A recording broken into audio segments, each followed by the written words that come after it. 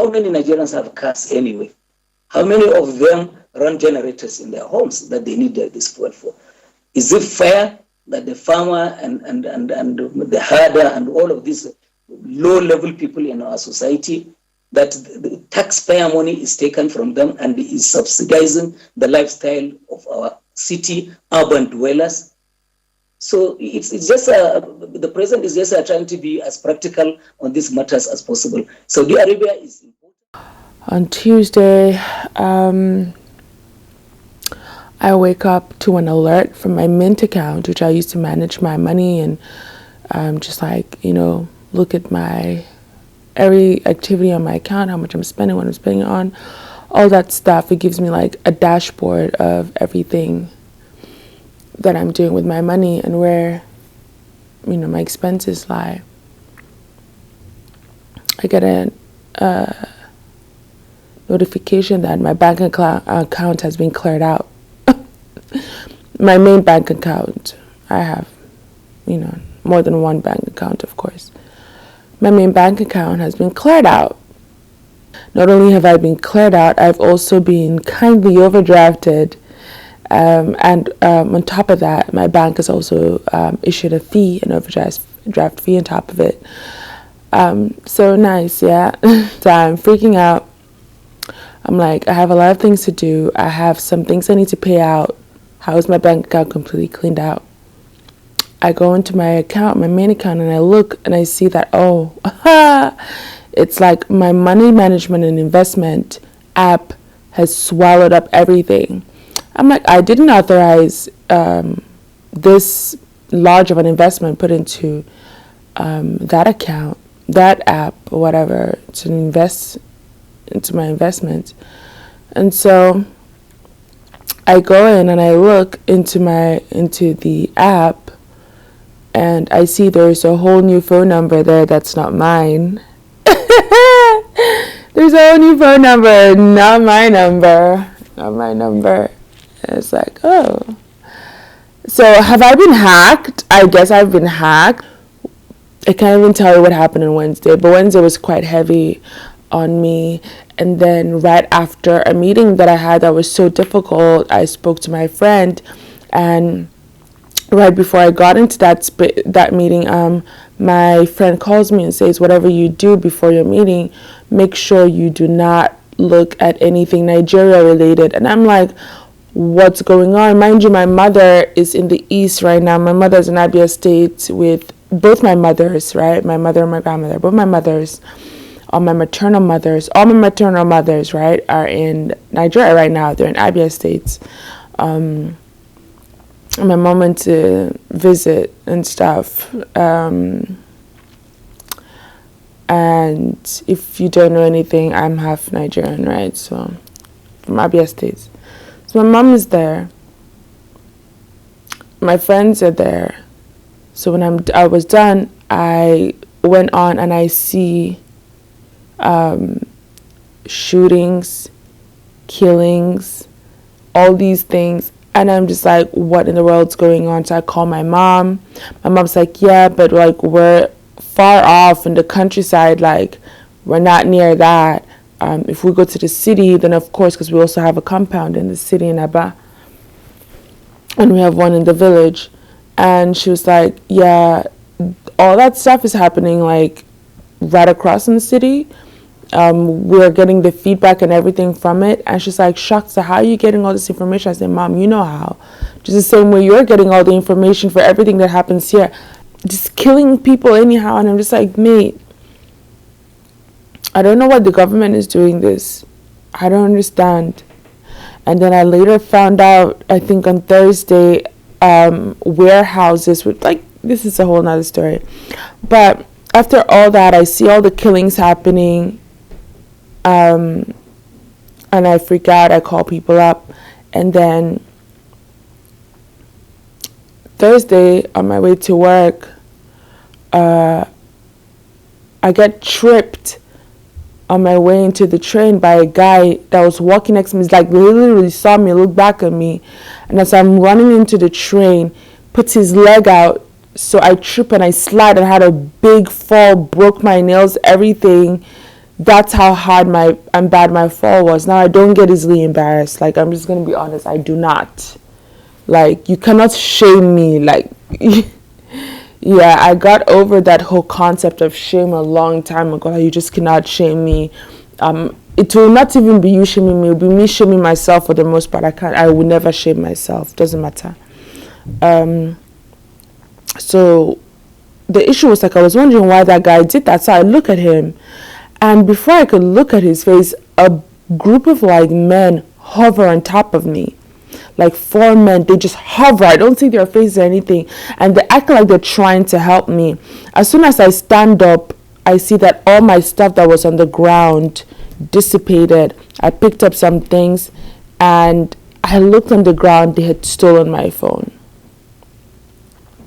By this time, I'm running into the train. I go into the train thinking I have everything, because I look on the ground, everything, I've picked up everything. Open my bag and everything on the train, no phone. And given the compounded series of everything that has been happening this whole week, the energy from everything back to back to back to back, I start shaking. I don't want to think about it.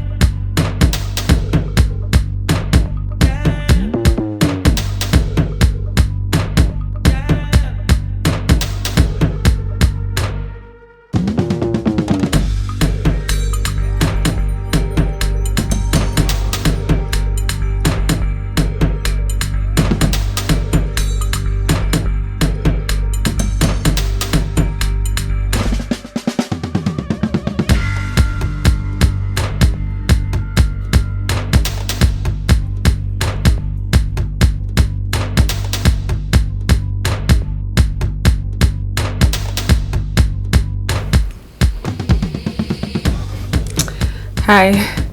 So I guess one of the best parts of this week has definitely been discovering, and not discovering per se, but making Kahlua coffee. I love Kahlua. If you like Bailey's, then you would definitely love Kahlua. And putting a little pinch of alcohol in my coffee. It's a weekend morning, so I just decided to try it out today, and I love it. It's so good. So the thing is, the Kahlua coffee is the actual liquor itself is really sweet, so you don't need to put much into the coffee, and that's good.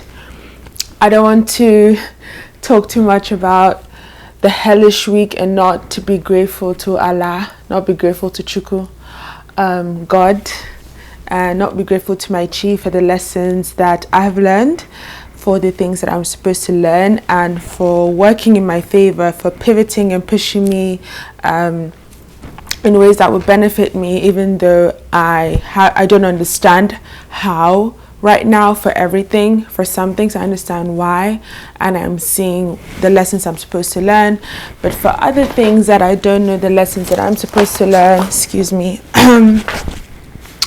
I'm still grateful because I know it all works out in my favor. There's a lot of death that also around me, so of death around me that happened this week, some last week, but specifically this week.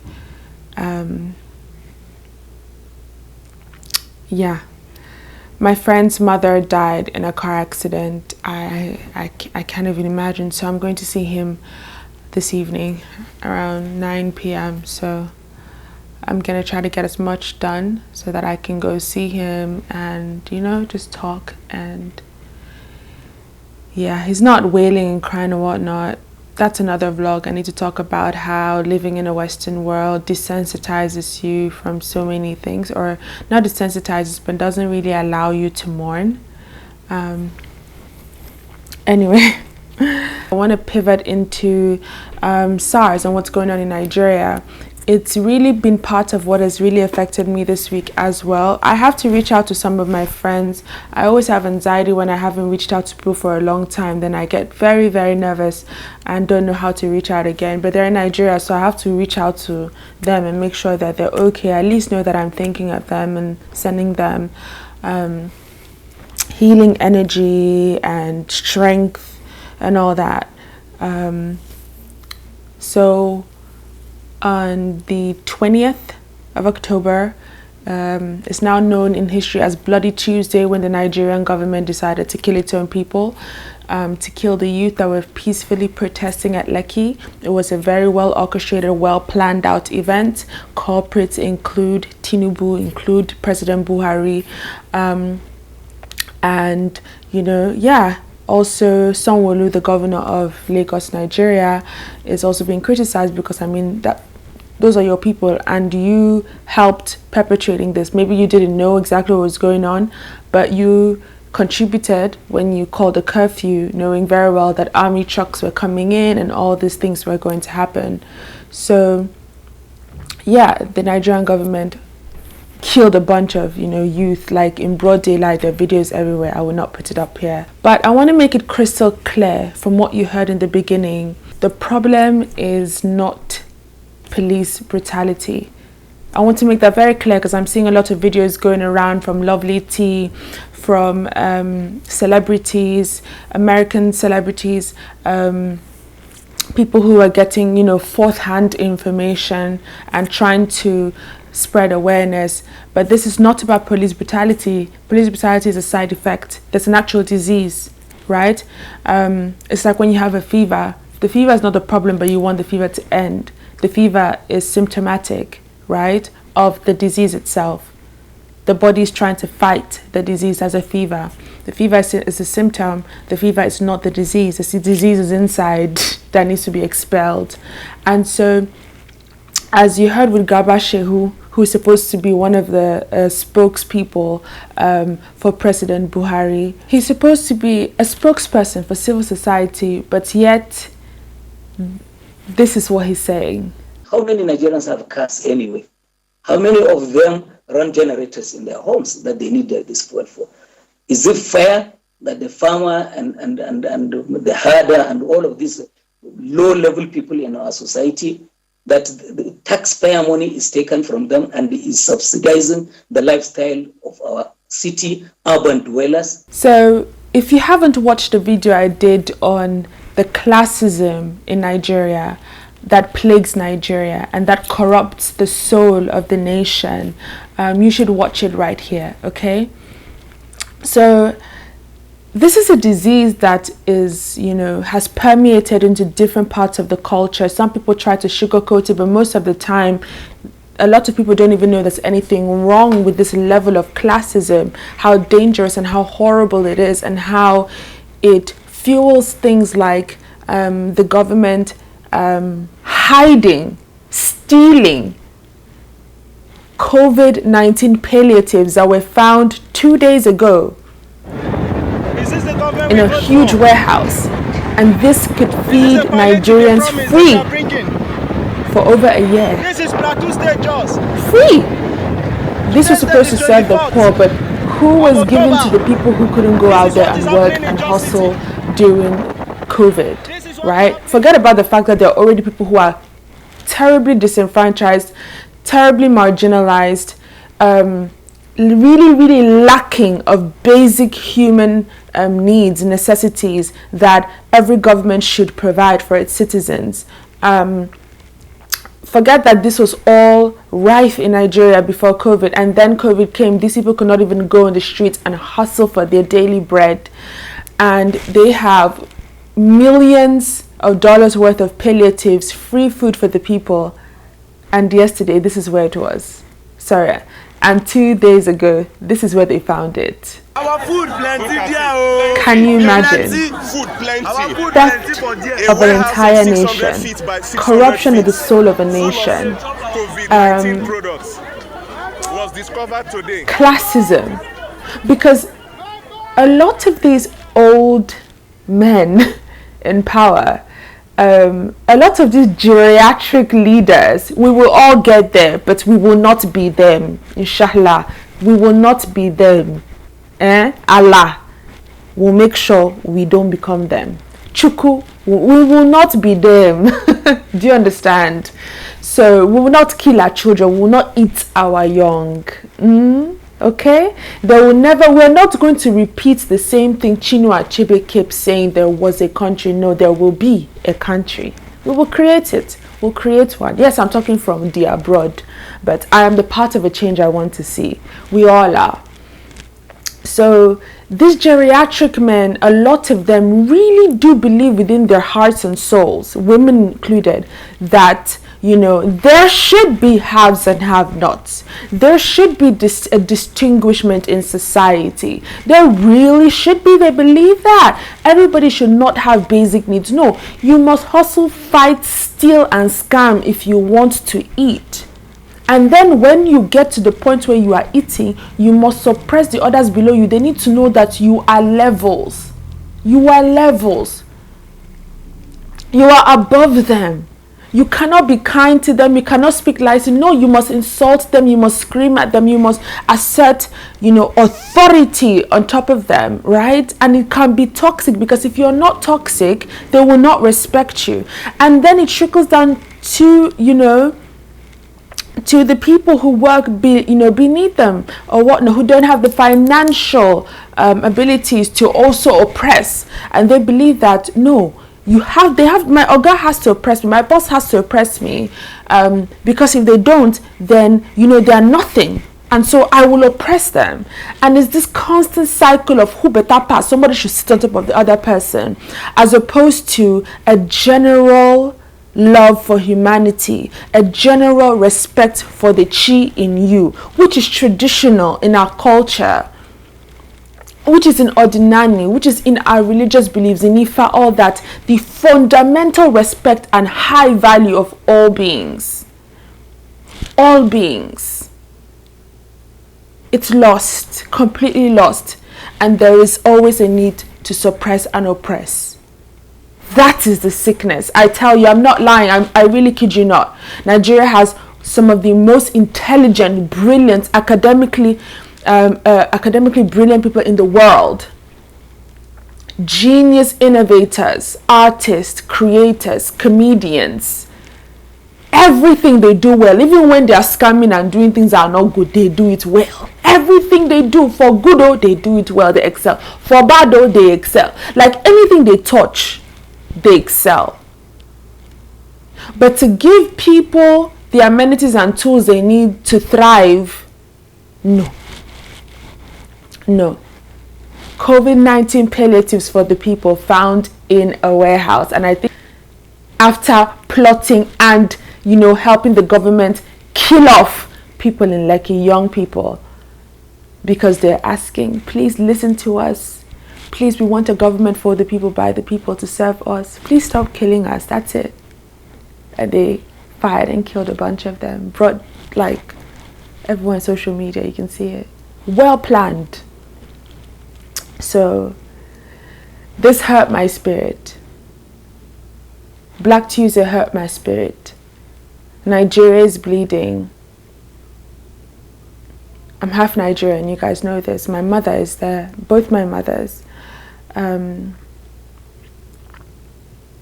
It's been a tough week. I say it's been a hellish week, a week from hell. Very Scorpio-esque, and we are in Scorpio season, so I guess the theme of death and renewal is here. It's Scorpio season. It's time for things to die that do not serve us. Kindly, brutally, however, but they must die, either in peace or in pieces, and a new earth must come again. That is Scorpio season. So I will embrace everything that Allah is bringing, and I pray that we'll all accept what's coming, and that we take these death and renewals with grace and with understanding that the universe is serving us, even for those that have transitioned. May they go well.